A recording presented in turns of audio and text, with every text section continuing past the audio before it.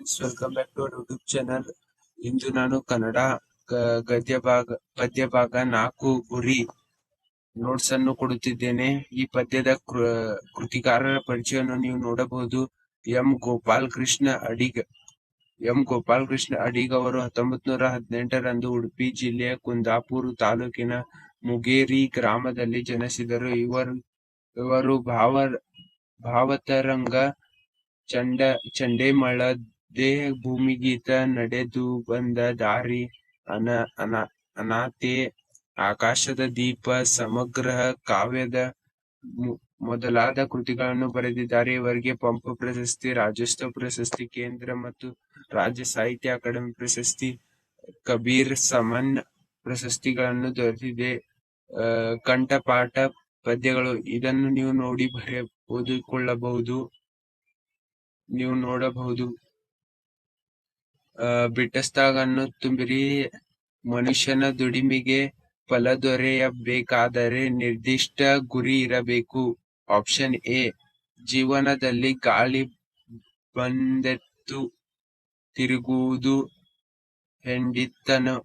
ಹಿಡಿತನ.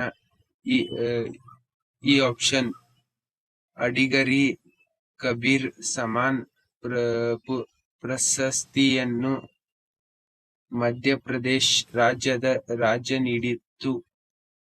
ಹೆಗ್ಗುರಿದು ಕರ್ಮಧಾರೆಯೇ ಸಮಾಸವಾಗಿದೆ. ಮನುಷ್ಯನು ಒಂದು ವಾಕ್ಯದಲ್ಲಿ ಉತ್ತರಿಸಿರಿ.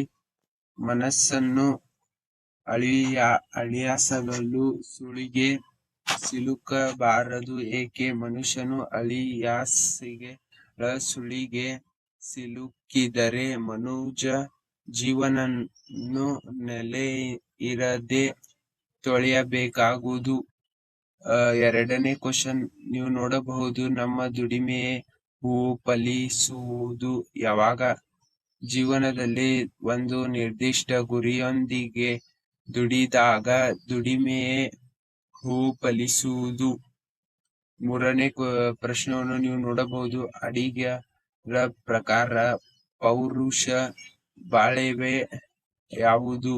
ಅಡಿಗರ ಪ್ರಕಾರ ಹಿಡಿದ ಒಳ್ಳೆಯ ದಾರಿ, ಕೊನೆಯವರೆಗೂ ಜೀವನವನ್ನು ದುಡಿಯುವುದು ಪೌರುಷ ಬಾಳ್ವೆಯಾಗಿದೆ. ನಾಲ್ಕನೇ ಪ್ರಶ್ನೆಯನ್ನು ನೀವು ನೋಡಬಹುದು. ಅದರ ಉತ್ತರವನ್ನು ಕೊಟ್ಟಿದ್ದೇನೆ. 3-4 ವಾಕ್ಯದಲ್ಲಿ ಉತ್ತರಿಸಿರಿ. ನಮ್ಮ ಬದುಕು ಕೆಸರಿನ ಕಮಲದಂತಿರಬೇಕು ಏಕೆ? ನೀವು ಅದರ ಉತ್ತರವನ್ನು ನೋಡಬಹುದು. ಎರಡನೇ ಪ್ರಶ್ನೆ, ಅಡಿಗರು ಯಾವುದನ್ನು ಹೇಡಿತನ ಹಾಗೂ ಹೆಣ್ಣತನ ಎಂದು ಕರೆದಿದ್ದಾರೆ? ನೀವು ಇದನ್ನು ಕೂಡ ನೋಡಿ ಬರೆಯಬಹುದು. ಜೀವನದಲ್ಲಿ ಒಂದೇ ಹೆಗ್ಗುರಿ ಇರಬೇಕು ಏಕೆ? ನಾಲ್ಕನೇ ಪ್ರಶ್ನೆ, ಜೀವನದಲ್ಲಿ ಒಂದೇ ಗುರಿ ಇರಬೇಕು ಎಂಬುದಕ್ಕೆ ಅಡಿಗರ ನೀಡುವ ನಿದರ್ಶನಗಳಾವುವು? ಅದರ ಉತ್ತರವನ್ನು ಕೊಟ್ಟಿದ್ದೇನೆ. 8-10 ವಾಕ್ಯದಲ್ಲಿ ಉತ್ತರಿಸಿರಿ. ಅಡಿಗರ ಪ್ರಕಾರ ಜೀವನ ಯಾವಾಗ ಸಾರ್ಥಕವಾಗುತ್ತದೆ? ನೀವು ನೋಡಬಹುದು. ಸ್ಕ್ರೀನ್ಶಾಟ್ ತೆಗೆದು ನೀವು ಇದರ ಉತ್ತರವನ್ನು ಬರೆಯಬಹುದು. ಎರಡನೇ ಪ್ರಶ್ನೆ, ಗುರಿ ಪದ್ಯದ ಸಾರಾಂಶ ಬರೆಯಿರಿ. ಪದ್ಯದ ಸಾರಾಂಶವನ್ನು ನೀವು ಬರೆಯಬಹುದು ನಿಮ್ಮ ಅನುಸಿಸುವ ಹಾಗೆ. ಸಂದರ್ಭದೊಡನೆ ವಿವರಿಸಿ. ಗಾಳಿ ಬಂದೊಡನೆ ಶರಣ್ಯ ಎಂಬ ಹೆಣ್ಣುವುದು. ಆಯ್ಕೆ. ಈ ವಾಕ್ಯವನ್ನು ಎಂ ಕೆ ಗೋಪಾಲಕೃಷ್ಣ ಅಡಿಗ ಅವರು ಬರೆದಿರುವ ಸಮಗ್ರ ಕಾವ್ಯ ಕೃತಿಯಿಂದ ಆರಿಸಿದ ಗುರಿ ಎಂಬ ಪದ್ಯದಿಂದ ಆರಿಸಲಾಗಿದೆ. ಸಂದರ್ಭವನ್ನು ನೀವು ಬರೆಯಬಹುದು ಮತ್ತು ಸ್ವಾರಸ್ಯ. ಎರಡನೇ ಪ್ರಶ್ನೆ, ಒಂದೇ ಹೆಗ್ಗುರಿ ಹೊರಗುವುದು ಹೆಗ್ಗಳಿರುವ. ಅದರ ಉತ್ತರವನ್ನು ನೀವು ನೋಡಬಹುದು ಫ್ರೆಂಡ್ಸ್. ಮೂರನೇ ಪ್ರಶ್ನೆ, ಪರಹಿತಕ್ಕೆ ಬಳಲುತ್ತಿರುವುದು ಜೀವನವು. ಅದರ ಉತ್ತರವನ್ನು ನೀವು ನೋಡಬಹುದು. ಭಾಷಾ ಅಭ್ಯಾಸ. ಕೆಳಗಿನ ಪದಗಳನ್ನು ಬಿಡಿಸಿ ಬರೆಯಿರಿ. ಅಲಿಯಾಸ್, ಅಳಿ ಪ್ಲಸ್ ಆಸ್, ಅಳಿಯಾಸ್ ಆಗಮ ಸಂಧಿ. ದೇಹದೊಳಗೆ, ಅದು ಲೋಪ ಸಂಧಿ. ಜೀವನಕ್ಕೆ ಅದು ಲೋಪಸಂಧಿ. ಹಿಡಿದೊಳದಾರಿ ಲೋಪಸಂಧಿ. ಇವೆಲ್ಲ ಲೋಪಸಂಧಿವೇ ಇದೆ. ಕೆಳಗಿನ ಪ್ರಶ್ನೆ ಸ್ವಂತ ವಾಕ್ಯದಲ್ಲಿ ದಯೆ, ಉತ್ತಮ ದಯೆಯೊಂದಿಗೆ ಬದುಕಿ ಸಾಗಿಸಬೇಕು. ಪರಹಿತ, ಪರಹಿತಕ್ಕೆ ದುಡಿಯುವುದು ನಿಜವಾದ ಸೇವೆ.